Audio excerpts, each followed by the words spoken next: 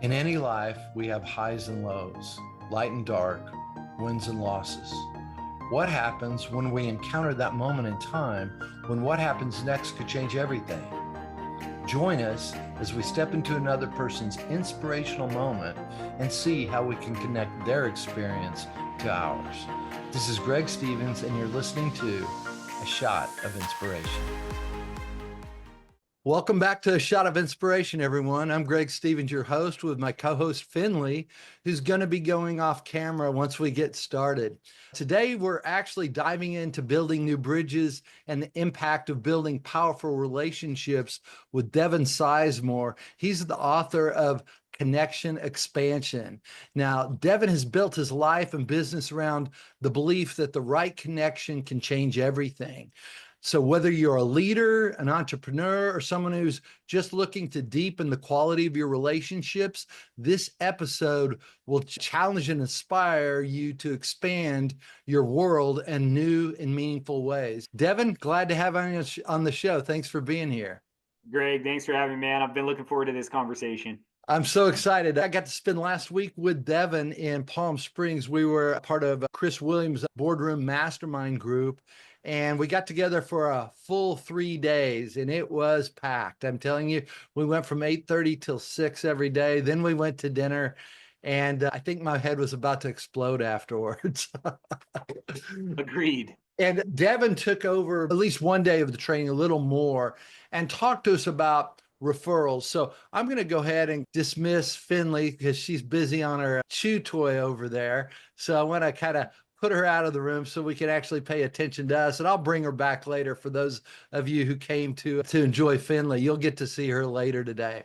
But Devin, walk us through what you do, your business, and the book you wrote, and just what your passion was behind that. What led you to do this type of work and write the book you did? Yeah, I appreciate that question. And the best way I find is to ground it in something that people can relate to. And the premise and the original foundation for the connection expansion system was born out of my marketing agency. And so in my first kind of big business was a marketing agency. And I find myself competing in a noisy industry with people who were playing a little dirty sometimes. There was a lack of trust in the industry with customers. And so that's the world. And so it's okay, do you do SEO? Do you do social media? There's a million shiny objects then, there's a million now. And so I started to settle into like, how do I do this differently so that I can set myself apart and accelerate the business growth? And that led to what a mentor had told me is you got to be visible. And if you're visible, then you become credible. And if you're credible, then you become profitable. And so you got to lay the foundation. And so, sure, we started speaking, we started getting the brand everywhere. That's great. Then we started creating authority. But then what we found is like I still was being drugged back into this like competition landscape. And so I started two of the core principles, which are in the book and that we anchor on, are always add value and control what you can control. Those are principles 1 and 2. Those really became the first two that popped up as I stopped focusing on what I was selling and my features and benefits and my ego and all the stuff that makes Devin. And I started just focusing on other people. And what I found is I had better conversations, way more engaging, booked more meetings. The process started moving. Then I focused on the control what you can control part, where I really looked at the little things in the process I could impact, how I follow up, the language I use, the cadence, following up forever, nurturing, all these other things. And I started putting those things into place and realized, wait a second, it's actually more enjoyable too to just focus on the things that I can do versus benchmarking my success on people's follow up or their follow through or them writing a check or them doing something. And so that led me down this path of going, okay, there's something here. And then the visionary and the implementer, which I wear both hats, came together and said, okay, great. How do we systematize this thing, duplicate it, and scale it? And then how do we share it with the world so others can do it? And what was born out of that is the book Connection Expansion and the Connection Expansion System, which is duplicatable, scalable, and implementable by a college student or a billionaire and anyone in between. So you don't need a unique skill set. You can just be you and the system will work. And 700 case studies later, it always works. That's great. What I love is you're focusing that on business. I focus that same thing on relationships. How do you add value and how do you control what you can control? So, what was that kind of pivotal moment? Was there an aha moment that really said, this is what I need to do. That I call it your shot of inspiration. What was that to do this type of work? Yeah, I want to share the validation moment because I think that's the moment where I went, oh, dang, like this works. I thought it worked. I've proven it worked. I've tested it works, right? But sometimes it's hard to build the confidence up and be like, you know what? Yeah, this is it. This does work. And so we had a track record, launched a couple other companies, sold, did some stuff. And I took a corporate stint, and this is where I validated, does it work, right? I went and I ran a branch. It was basically franchise without the franchise, right? So full autonomy to run a branch, part of a $6 billion company, lots of other branches. I came into a branch that was a little bit messy and needed some rebuilding, and we needed to build referral relationships. And so I took my system and went, great, I'm going to go build as many relationships as fast as I can that surround my ideal client with no judgment. And I'm just going to fill my calendar, which is what we preach. And I went out and I literally just filled my calendar. I was never in the office. My team was like, what in the heck are you doing? But I just stayed the course, used all the templates we talk about, used the whole system. And what happened in the 30 months I was at that company running that branch is we became the fastest growing branch in the company.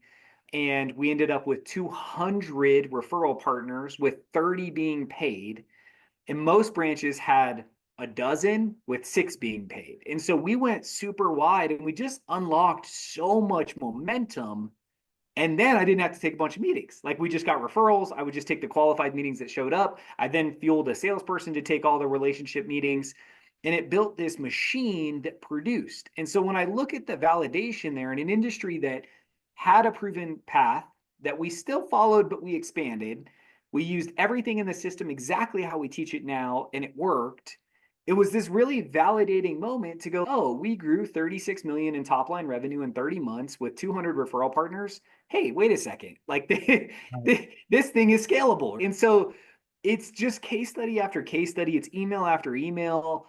And every day now there's little shots of inspiration where like I was just on a meeting this morning. So we can bring it all the way to today. My very first meeting this morning was a new business opportunity between two people that were strangers that I met, and I connected the two of them. It's crazy. I met one, and then literally the next meeting I had that day was the other one. I was like, man, you guys got to meet. Connected them. They want to launch a business. And then one of the guys goes, I think Devin knows people in that industry. Why don't we loop him in? We literally had a first meeting this morning on this business project, 3 strangers. That's the stuff that makes me go, this is amazing. Like, why are more people not doing this? That's awesome. In your book, you also talk about intentional relationships. I love also how you just brought that into how it works today. So I know you probably had a lot about what I'm asking over the years, but what's one connection that transformed your life in an unexpected way as you did some of this work? Yeah, so there's the bullet point list in the book, which I'd recommend anyone reads because that bullet point list is all true statements. And usually when I give a presentation, I'll pull those up because it's a bunch of what ifs, right? What if you could go on the vacation and not pay? What if you could be invited to exclusive opportunities? What if these are all real, tangible things for myself and clients? The one for me that stands out is the same job. So we can go back to that. And this was my only stint of not being an entrepreneur. And then I realized I'm built to be an entrepreneur. But that job, I ended up competing with one other person. It was an invite only position. I was the youngest area manager that they were interviewing, and I knew the other guy. Like I knew the person that I was going against. And so I got invited to apply, fast tracked the interview, ended up in the interview with the COO, ended up getting the position. It was a 6-figure position with a multiple 6-figure bonus potential. And I was what, 24? How did all that happen? It happened because I met one guy at a random BNI meeting. I nurtured and put him in the cycle, and I just nurtured him every 6 weeks. We would get together like every 3-4 months. I referred some business. We just nurtured, went through the cycle. 3 years later, he said, hey, you seem like you're in a season where you're between businesses. Why don't you come run this branch? Fast forward to the 30-month track record of running the branch, right? So like you never know, but that wasn't met you instant results. That was a meet you, nurture you. 3 years later, it becomes real. Yeah, yeah. I love that because it's a process. You have to nurture it. I love the things that you said. When I've been working on trying to get a lot of my work out there, and I think I've been too impatient. I understood how to date women years ago, and this is kind of like that. You got to take your time. You can't just jump to it right away. And that's one of the things. I'd been doing this work for so long, but I've shifted my direction. And even shifting my direction, I've had to change how I'm marketing myself now in the referral realm. Can you speak more to that? How some people jump out ahead of themselves, possibly? Yeah, it's funny. I literally just sent an updated best practice video and document to our clients this morning. In that document, the main reason is this thing is what happens when we engage people, whether we're helping make connections or they're starting the process themselves.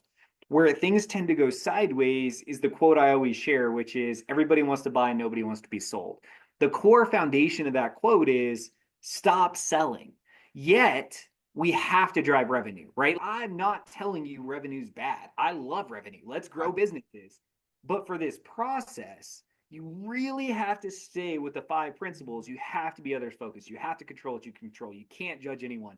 Every connection is valuable. And you have to train by doing, which means you have to make introductions. You have to follow up. You have to show your network how to do this the right way. So your network then gives back the way you want. When you get better at it, fast track, right?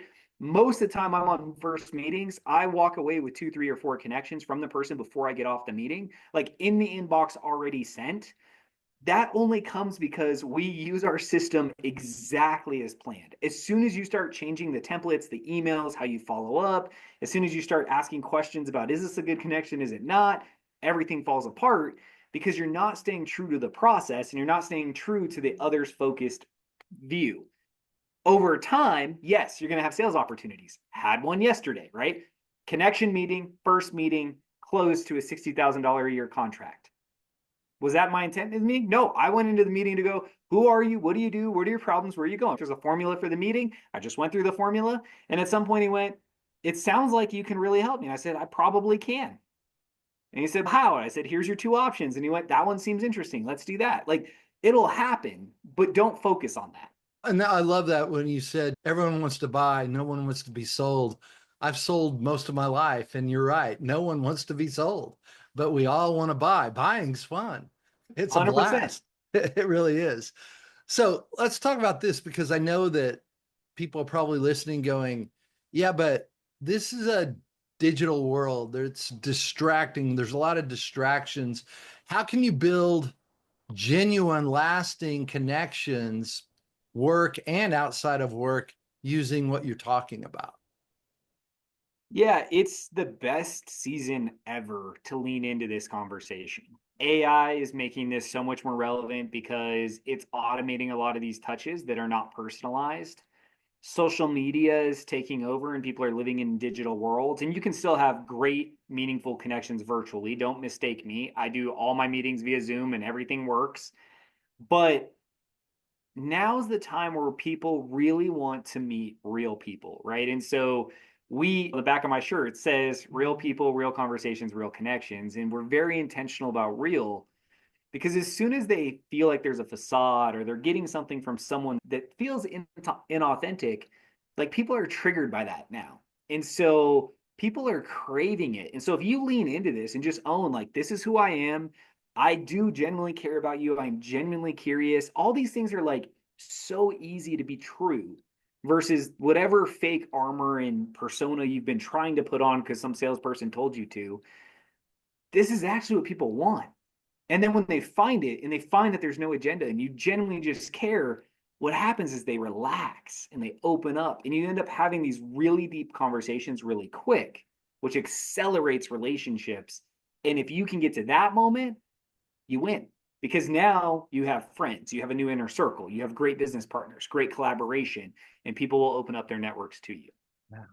That's one of the things I've been pushing back on, going to networking things for my business, because I did that in the years past and I didn't want to do it anymore because seemed like small talk to me and I couldn't get deeper. I think after spending some time with you last week, I'm excited to go try it because I love the deep conversations. That's where I live. But how are you going to get to them in a networking situation? But I think some of the tools that you showed us in your book actually are going, I can't wait to go out and try it because I have to be honest, folks, I haven't tried this, but I think with the questions he had, it's going to allow in a short amount of questions to get people to really open up and talk about themselves. Because one of the questions you want to ask is, wow, you really seem like you love what you're doing. And if they don't, they're going to tell you. And if they It's do, they're going to tell you. And it's you get a deep, it's so fun. yeah, Every day, all day, I get texts, emails back with people who say, I read your book and tried a thing, usually just a piece of it, and it worked. And yeah, it's like this moment of, yeah, it doesn't need to be complicated. In fact, I try to uncomplicate all of it yeah, because it should just be something that feels natural, is easy, and leads to the results you're looking for. And yeah, your example of the networking questions, yes, it breaks conversations down quickly, opens people up quickly, and makes you memorable. yeah. How we do connection meetings, same thing. It frames the conversation in a way that feels comfortable, builds deep relationship quick, allows people to talk about pain points, allows you to solve problems. Like, there's a lot of psychology to the language and why we use what we use and when we use it. Yeah.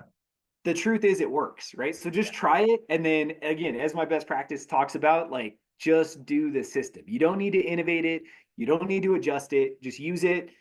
And if you do that, it's going to work. Yeah. Yeah.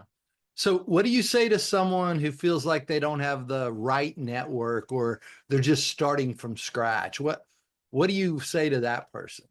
Yeah, it's my favorite. So first, let's talk to the introvert real quick because I love introverts. Introverts will thrive in this process. So if you're introverted and you're like, Devin, I'm checked out already, actually you should check in. This is the exact system for you because it empowers you. Extroverts tend to blow this system up because they talk too much and have too much ego. And how do I know? Because I was one and had to reteach myself. So that's the first message I want. The other message is this concept of the power of one. I talk about this a lot, and this is the subtitle of the book, right? You're one connection away from massive success in your life and business. One connection. We're not talking about thousands of connections. Now, yes, volume helps because it creates opportunity for more, right? But really, it only takes one. It takes one person opening one door, one partnership, one collaboration, one. It only takes one. So if you think about your life and go, hey, I've got a couple people I could meet with, I could reach out and say, hey, Greg, it's been a while since we connected. Would love to get together. Here's a link to my calendar. Let's catch up. Love to see how I can help you. They're going to take a meeting. If you get into the meeting and use the connection framework, right? And you talk about, hey, catch me up on where you're at. Remind me how you got here. Where are you going? What's in the way? How can I help? You start to build a relationship. And then we move to the training by doing part where I follow up correctly, right? Making connections, adding value, that starts the system. What happens is if we get to the logistics, right? You meet one person, nothing I've said now should scare you. Can you meet one person? Yes. Can you follow up and book a meeting? Yes. Can you ask them some questions? Yes. Now, when you follow up, what you're going to do is make 3 connections. Okay, that'll scare you. There's tools for that. But let's assume that doesn't scare you and you can make the 3 connections.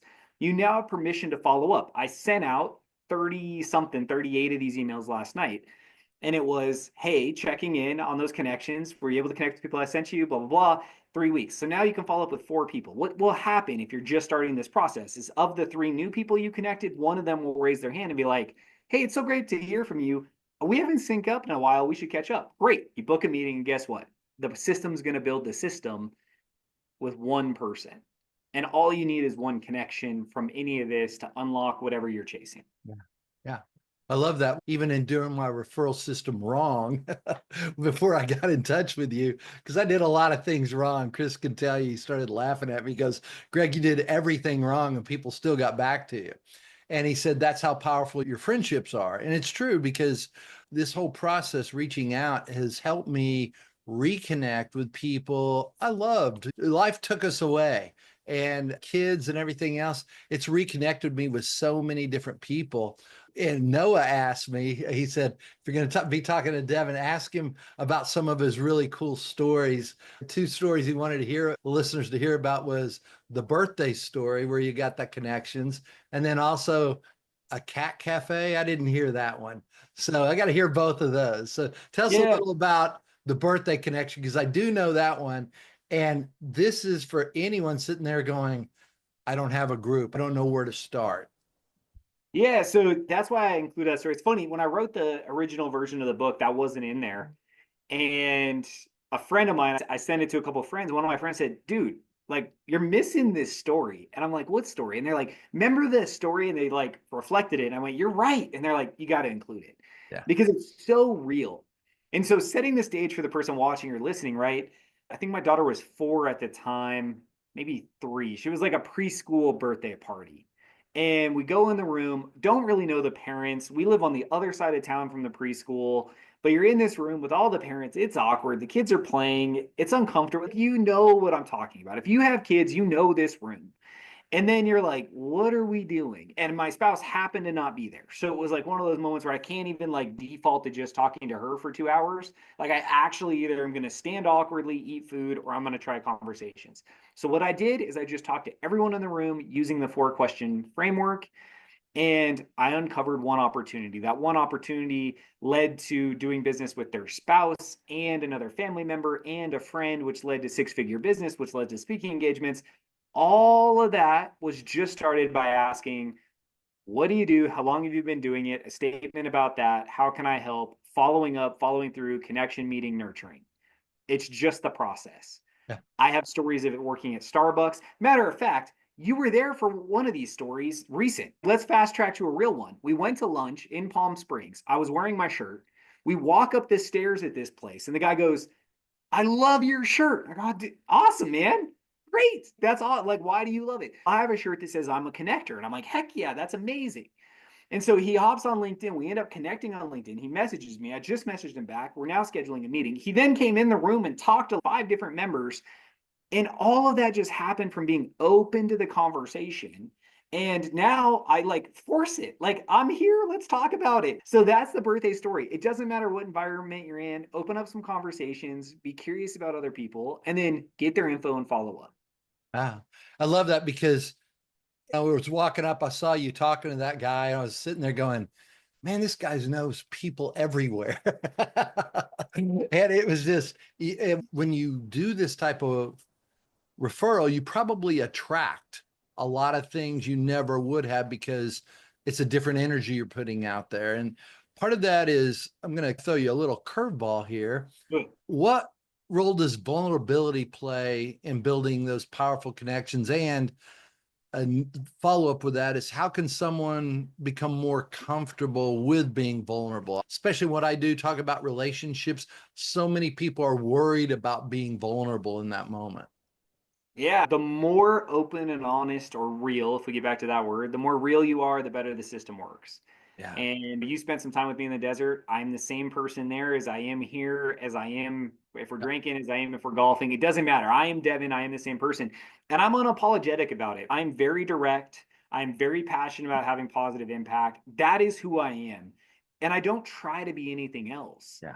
And what I found over time, and this would be like me speaking to the younger me, is like the younger me had this perception of got to dress a certain way, got to ask certain things, got to present a certain way, have to anchor on these I'm amazing statements. Like I never talk about myself. I'm so focused on everyone else to the point where people in the room are like, dude, can we talk about that? You're like, okay, yeah, fine. Right. But then when you go there, you got to be open and honest. And I think you saw this at the mastermind, like, we have to be able to have the conversations. We have to be able to truly cheerlead for people and not be weird about it. Just be so fired up for everyone you're meeting. That's contagious. And yes, it attracts a bunch. So, yes, just be you. If you feel like you've been putting on some weird armor to go to work or to run your business every day, and that's your perception, like, dude, like, let's break that down and let's just get you back to being comfortable. And then let's get you into conversations with people that feel the same way.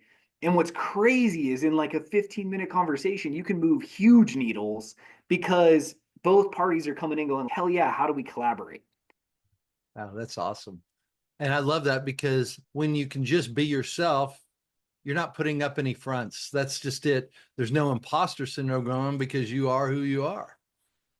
Yeah, and it's perfectly okay to say, I don't know. Like I love to use the movie example. I use this with people all the time. This is one that everyone can relate to. If I say, hey, my daughter and I just watched Mufasa last night, she's seen it like 2 times. Both grandparents took her to the movies. I finally watched it with her at home. We do movie time. We watched it. Have you seen Mufasa? Mm-mm. The default when you're talking to someone in a normal environment is they're like, yeah, because what they want is this like moment of acceptance where they feel like, yes, we're on the same page.